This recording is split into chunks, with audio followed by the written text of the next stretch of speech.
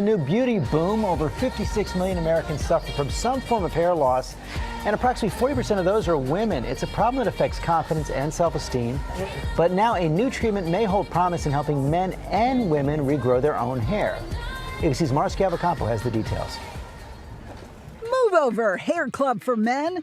I'm not only the hair club president, but I'm also a client. Now, a promising new hair loss treatment for women and men that may help to regrow and thicken hair without surgery, drugs, or expensive ointments.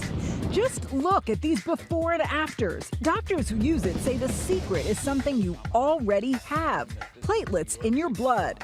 Platelets have growth factors in them, and they're very, very good at getting hair to regrow and getting the hair follicles to thicken. It's called Platelet Rich Plasma Therapy, or PRP, and research is preliminary but promising. While the procedure is not yet FDA approved, doctors who use it say it's simple.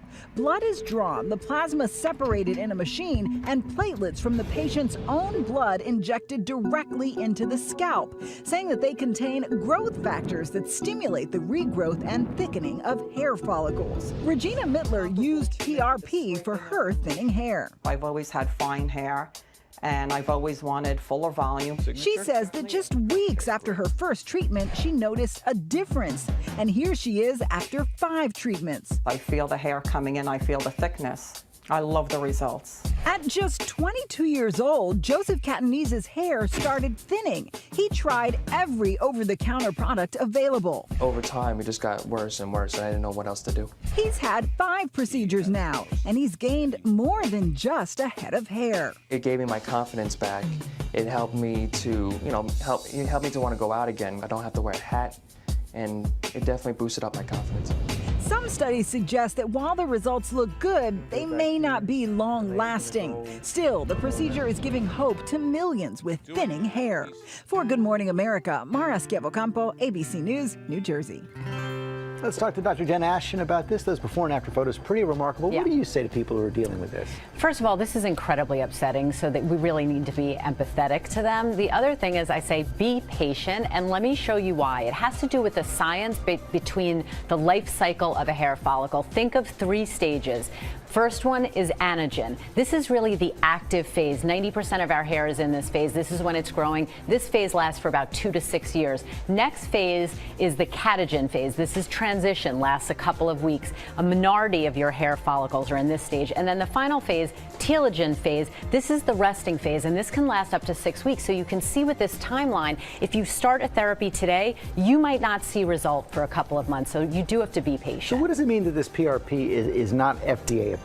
Well, for those of us in clinical medicine, it doesn't mean that much. We use things all the time that aren't FDA approved. That just means they need more study and a good informed consent process, understanding the risks versus the benefits. But the science behind how PRP is thought to work is pretty cool, George, and let me show you what I mean. If you see regular thinning hair, you inject these growth factors directly into the scalp. It does several things. It increases the diameter or density of the existing hair follicle, recruits new growth, and it's thought to even prevent the existing hair from falling out. I actually had this done.